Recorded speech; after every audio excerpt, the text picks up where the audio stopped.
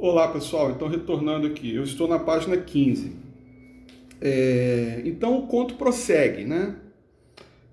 Na página 15, no primeiro parágrafo da página 15, tem uma parte muito interessante. Tem uma parte que ele fala sobre alguns críticos, principalmente espanhóis, o haviam liquidado dizendo que se tratava de uma espécie de Kafka colonial. Aqui ele está fazendo uma interessante crítica aos críticos literários espanhóis, né?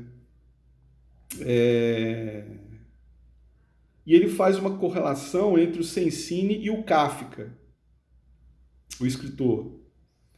E essa correlação ela vai ficar mais nítida um pouco mais adiante, porque o nome do filho desaparecido do Sensini é Gregório, que tem a ver com o personagem Gregor Samsa, que é o personagem principal da Metamorfose, que é um livro talvez mais famoso aí do Kafka, que é um escritor sempre mencionado aí em termos de importância, na verdade. Interessante. Mais para baixo um pouquinho ele fala da ditadura de Videla e seus sequazes. Aí a gente, poxa, quem foi Videla? Aí a gente dá uma gugada, né, para quem não conhece nada de história política latino-americana, aí descobre que o Videla aqui é o Jorge Rafael Videla, um dos ditadores mais cruéis aí da América Latina e tudo mais. Essa informação ela contém um elemento assim que dá uma dramaticidade para a vida do Sensini. A gente vai entender isso mais adiante. A seguir, o narrador fala do modo como ele foi formando a sua cozinha literária, vamos colocar nesses termos, que é um termo que o Bolanho gostava muito de usar, a cozinha literária. O que se faz na cozinha? Experimentos, mistura de ingredientes. Você tem que conhecer os ingredientes para poder se chegar até os sabores, as misturas e os pratos prontos, né? Então, assim, o escritor, todo escritor ele tem que ter uma cozinha literária. Esse é o pensamento do Roberto Bolanho. Qual o sentido disso? É justamente você ter acesso a inúmeros sabores, experimentações, etc. O que seriam essas experimentações, esses sabores? Basicamente, podemos pensar nas leituras que todo escritor tem que fazer. Um escritor é formado a partir de leituras, a partir do conhecimento que ele tem de outros pares. E ele vai falando isso aqui.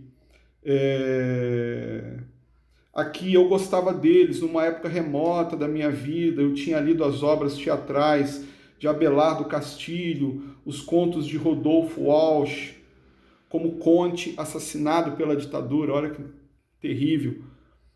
Os contos de Daniel Moiano, leituras parciais e fragmentadas oferecidas pelas revistas argentinas ou mexicanas ou cubanas. Enfim, ele foi lendo vários e vários escritores que não faziam parte do cânone literário. Aqui ele menciona o Borges e o Cortázar como os dois representantes do cânone, da parte consagrada da literatura, mas fora eles também tinha o pessoal. E essa turma aqui toda existiu. Essa turma toda aqui existiu, menos o Sensini. O Sensini é um personagem literário criado pelo Bolanho. Mas todos esses escritores, Manuel Puig, Oswaldo Soriano, todos esses escritores aqui, eles de fato existiram e foram importantes para a cozinha literária do Roberto Bolanho. Eu fiz uma anotação aqui, faço questão de ler para vocês. Aqui se revela como ele se tornara escritor, ele, o narrador. Lendo muito, e sua identidade é sempre uma presença não presente. Sabemos que é Bolanho, mas ele não se revela nominalmente. O foco é Sensini. Então nós temos duas figuras interessantes aqui, mas uma, ela é um tanto quanto invisível, ela é não presente. O destaque maior vai para o Sensini, que é um escritor que não existiu, mas que representa muito disso aqui, né? Muito dessa experimentação, dessa magia, dessa loucura santa que é a literatura.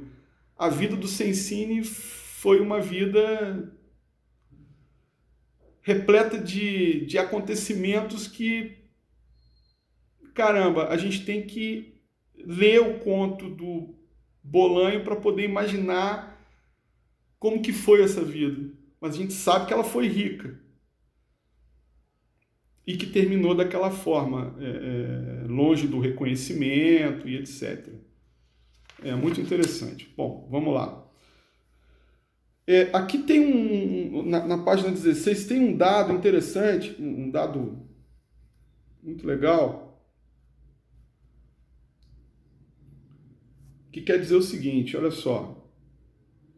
Cadê? Ele está falando aqui sobre situação política chilena e argentina. Ambas as ditaduras ainda estavam bem estabelecidas. Então, assim, este parênteses aqui nos faz constatar o tom de rememoramento que essa escrita tem. A escrita é como se o narrador ele estivesse escrevendo e rememorando os acontecimentos. E no momento em que ele está escrevendo, as ditaduras, tanto a chilena quanto a argentina, elas ainda estariam bem estabelecidas. O que hoje já não corresponde. Sabemos disso. Ok, vamos adiante. Aqui quase no final da página 17, né? Tudo o que em Ugarte era frieza, Ugarte é o romance que o Sensini publicou, que era o mais reconhecido dele, né? O livro mais famosinho dele. Tudo o que em Ugarte era frieza, um pulso preciso de neurocirurgião, no livro de contos era calor, paisagens que se distanciavam do leitor muito lentamente e que às vezes se afastavam com o leitor. Personagens corajosos e à deriva. Olha que incrível essa colocação dele aqui. E que às vezes se afastavam com o leitor. É a proximidade do leitor em relação à obra. É aquilo que eu falei para vocês no início. A obra ela é formada a partir da contribuição do leitor. O leitor ele está junto com o escritor na criação da obra. Se não fosse o leitor, o escritor, né, fica meio destituído de importância. O leitor é o complemento do escritor. Bom, chegamos aqui à página 18. Na página 18 tem um detalhezinho assim, bem...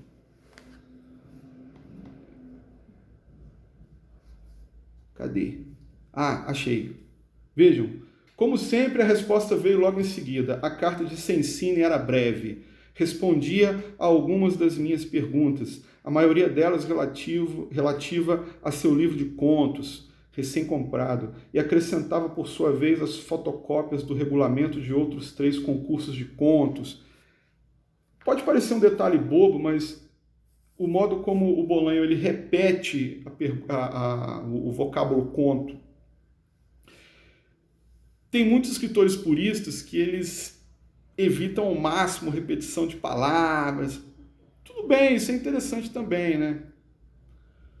O fato de eu chamar esse tipo de escritor de purista é um pouco de preconceito de minha parte, mas o que eu estou querendo evidenciar aqui é o estatuto de vanguarda do Bolanho, porque aqui ele está mais preocupado em evidenciar que a sua prosa ela se aproxima de um quê de, como direi, ordinariedade da linguagem, essa ordinariedade quase que mundana da linguagem, a linguagem que está na nossa boca, a linguagem da vida. A linguagem da vida está aqui no conto dele. Eu não sei se vocês perceberam isso.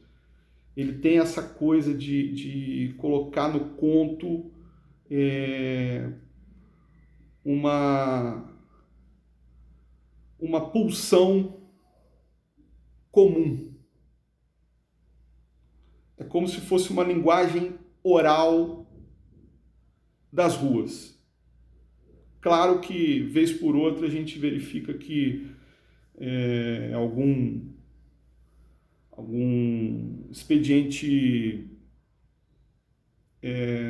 mais apurado, mas, no geral, o conto dele é tranquilo de ler. É isso que eu quero dizer para vocês. O conto dele é tranquilo de ler. O conto dele não é uma coisa difícil, você não fica ali procurando dicionário, não. É a vida que está aqui. Isso é muito impactante. Muito, muito impactante. Agora a gente chegou na melhor parte que eu acho. A melhor parte para a gente poder discutir algumas questões aí da nossa disciplina. Na página 19. Na página 19. Então vamos ler aqui esse trecho para a gente poder ter essa condição de comentar. Então vamos lá. Ao se referir às entidades patrocinadoras, prefeituras e caixas econômicas, dizia: essa boa gente que acredita na literatura, ou esses leitores puros e um pouco forçados. Não tinha, do contrário, ilusões com respeito à informação da boa gente. Os leitores que, previsivelmente ou nem tão previsivelmente, consumiriam aqueles livros invisíveis. Insistia em que eu participasse do maior número possível de prêmios, mas sugeria que, como medida de precaução, mudasse o título dos contos, se com um só, por exemplo, me inscrevesse em 3 concursos cujos resultados saíssem mais ou menos na mesma data. Malandragem pura, mas olha que interessante. Dava como exemplo sua narrativa Ao Amanhecer, que eu não conhecia e que ele havia enviado a vários certames literários, quase de maneira experimental, como O Porquinho da Índia, destinado a testar os efeitos de uma vacina desconhecida. No primeiro concurso, o mais bem pago, Ao Amanhecer foi como Ao Amanhecer. No segundo concurso, se apresentou como Os Gaúchos. No terceiro concurso, seu título era Na Outra Pampa. E no último se chamava Sem Remorsos. Ganhou no segundo e no último, e com o dinheiro obtido em ambos os prêmios, pôde pagar 1 mês e meio de aluguel em Madrid. 1 mês e meio de aluguel. Em Madrid, os preços estavam nas nuvens. Claro, ninguém ficou sabendo que Os Gaúchos e Sem Remorsos eram o mesmo conto com o título mudado.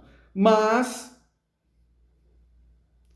sempre havia o risco de topar em mais de uma contenda com o mesmo jurado, ofício singular que na Espanha era exercido de forma contumaz por uma pleiade de escritores e poetas menores ou autores laureados em festas anteriores.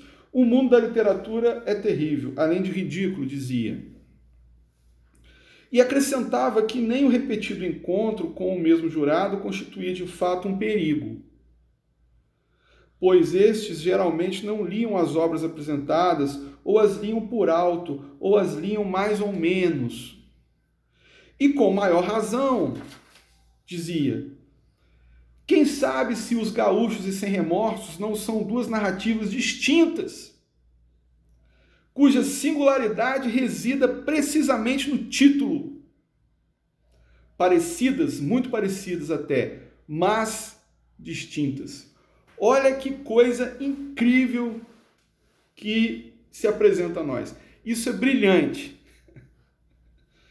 Essa provocação é brilhante, porque o Bolanho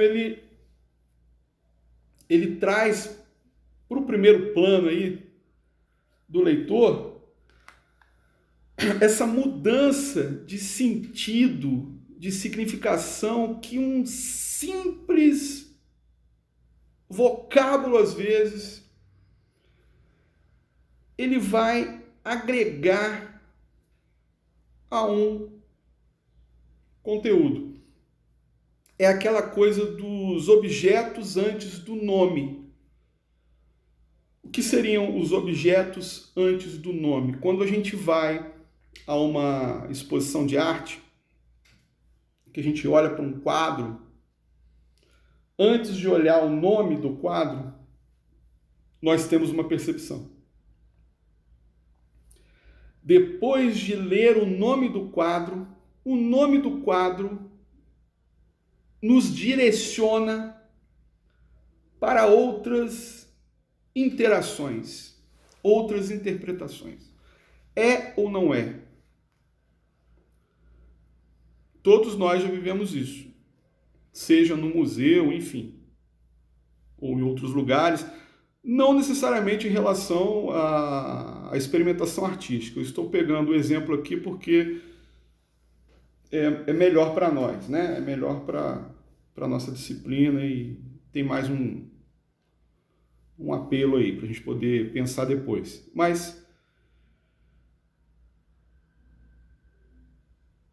o que eu quero dizer com tudo isso é o seguinte, é que o signo, agora a gente abrindo um espaço aqui para a semiótica, o signo, ele é mesmo um catalisador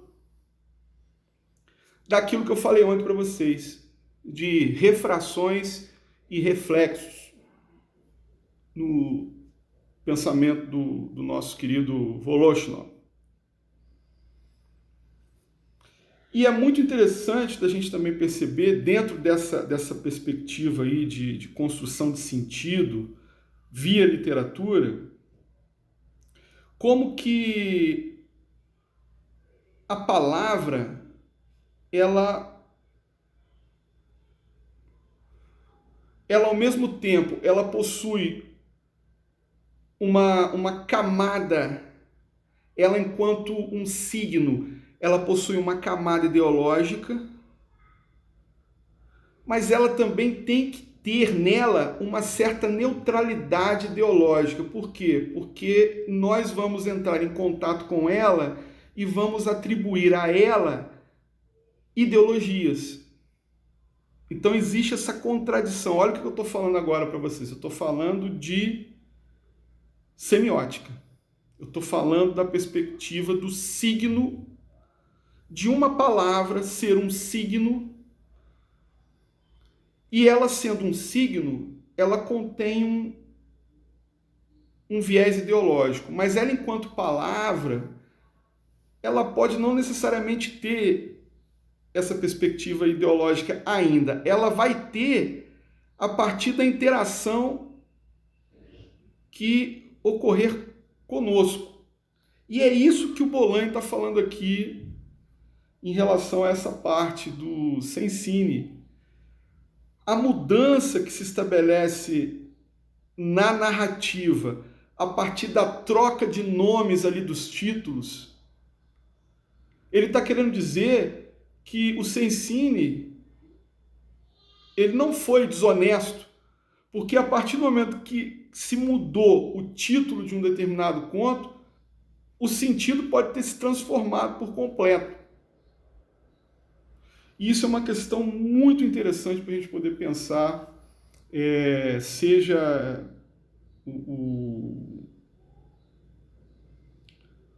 seja questão ideológica, que é inerente aos discursos, seja a possibilidade de construção de tais ideologias que parte de nós, através do nosso conhecimento, a partir daquilo que a gente entende daquilo que a gente está lendo. Aí eu volto na primeira parte aí do nosso vídeo anterior, né? Bom, uma coisa interessante, eu me lembrei, lendo aqui o texto do Bolanho, né, o Conto Sensini, eu me lembrei muito de um poema do Camões, escrito lá no século XVI, em que ele fala, em que ele diz assim: mudam-se os tempos, mudam-se as vontades.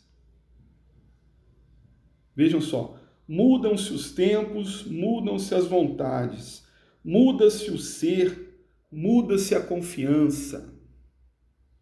Todo mundo é composto de mudança, tomando sempre novas qualidades. São os versos do Camões, né? Então, olha que interessante, ele lá no século XVII falando isso, perdão, século XVI, falando isso, e aqui no Conto do Bolanho mudam-se os títulos, outros sentidos são atribuídos às narrativas.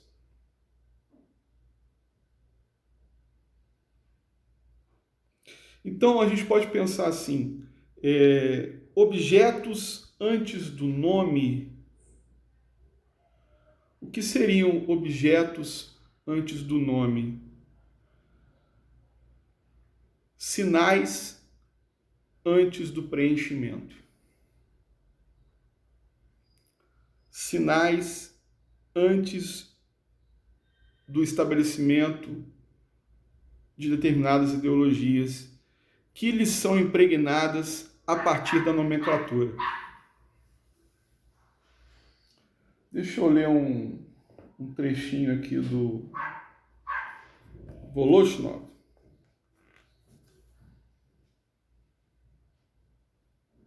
Só para vocês terem noção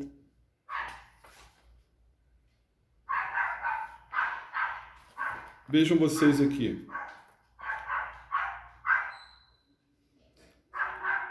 A palavra não é apenas o mais representativo e puro dos signos, mas também um signo neutro. Todos os demais materiais sígnicos são especializados em campos particulares da criação ideológica. Cada campo possui seu próprio material ideológico e forma seus próprios signos e símbolos específicos inaplicáveis a outros campos. Nesse caso, o signo é criado por uma função ideológica específica e é inseparável dela. Já a palavra é neutra em relação a qualquer função ideológica específica. Ela pode assumir qualquer função ideológica, científica, estética, moral, religiosa.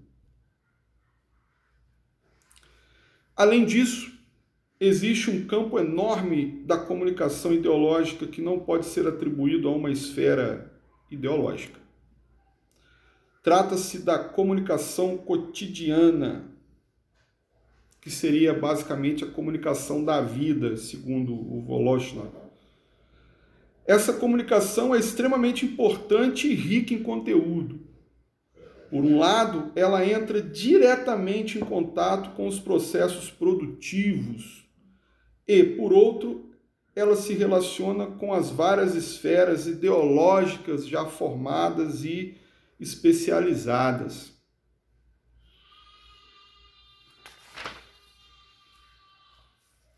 É justamente no campo da ideologia do cotidiano que se encontra a assim chamada linguagem coloquial e suas formas. Por que eu fiz questão de ler esse trecho aqui do Voloshinov? Porque esse trecho ele vai ao encontro direto dessa questão que eu estou tentando estabelecer para vocês aqui dos objetos antes do nome. Volto a dizer, estes objetos antes do nome, que seriam as obras artísticas lá na parede do museu, num primeiro olhar nosso, elas estariam talvez vazias de um sentido ideológico. O trabalho de preenchimento desse sentido ideológico, ele vai ser realizado por nós. Ok, mas a partir do momento em que a gente bate o olho ali no título dado pelo autor do quadro, esse vaso já não é mais sem nada. Ele já se torna preenchido por uma ideologia ali que é, obviamente, absorvida por nós. E nós vamos ali direcionar o nosso entendimento acerca daquela imagem, daquela representação, a partir do título que está sendo colocado ali. Então, essas questões todas são muito amplas, né? Não tem como a gente fechar um diagnóstico aqui, mas o que eu estou querendo dizer para vocês aqui, o que eu estou querendo firmar com vocês aqui é justamente essa pluralidade que a literatura ela oferece, aí voltando aqui para o conto do Bolanho, quando ele menciona essa questão da troca de títulos aqui, realmente isso aqui foi uma incrível reflexão sobre o poder da literatura que ele está fazendo aqui. O poder da literatura que se renova a partir de N interpretações. Várias nuances que se transmutam e que vão oferecendo novas identidades para aquele texto em questão que está sendo ali assimilado pelo leitor, né? Então, isso é uma parte muito interessante, muito forte e que vale aqui a nossa observação. Na página 21,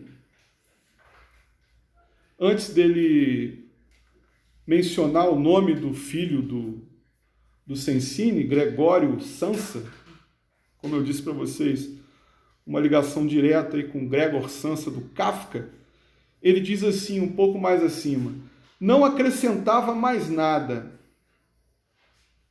mas eu vi o Gregório de 5 anos e vi Cencini escrevendo na redação de um jornal e tudo era irremediável. O que acontece aqui? É o procedimento que eu estou falando para vocês. Ele está preenchendo, o narrador, ao ler a carta do Cencini, ele preenche os vazios dessa carta com a sua imaginação. Ou seja, ele imagina, ele cria, ele vê a vida do Cencini se estabelecendo diante dos seus olhos. E quem é que repete esse procedimento? Nós, leitores, que estamos aqui lendo o conto Cencini.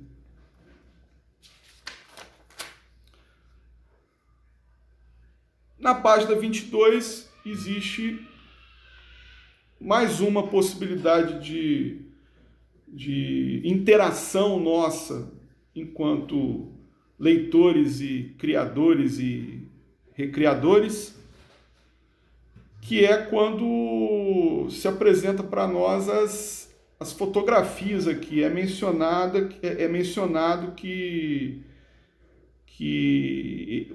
o Cencini ele enviou, né, algumas fotografias para o narrador. Então, ele menciona assim, o narrador, né, onde se via um velho, ele está analisando aqui, ele está escrevendo a fotografia para nós, mas essa fotografia, a partir dessa descrição aqui, nós estamos também tendo as nossas percepções da imagem descrita, onde se via um velho e uma mulher de meia idade ao lado de uma adolescente de cabelos lisos, magra e alta, de peitos muito grandes. O velho sorria feliz, a mulher de meia idade olhava para o rosto da filha como se lhe dissesse alguma coisa, e Miranda fitava o fotógrafo com uma seriedade que achei comovente e inquietante. Então aqui pela primeira vez no conto a gente tem uma informação crucial sobre a Miranda. E a Miranda, para o narrador, é o ponto central da fotografia. É o elemento que capta a sua atenção. Na visão do Roland Barthes, é o punctum. Ele aqui, o narrador, não consegue olhar para mais nada. Ele só consegue olhar para os peitos grandes da menina e né? E a maneira como ela olha e tudo mais. Gente, eu vou dar uma pausa aqui. O vídeo já está com 30 minutos. Vou dar uma pausa que eu vou tomar um café ali e já volto. Grande abraço para vocês.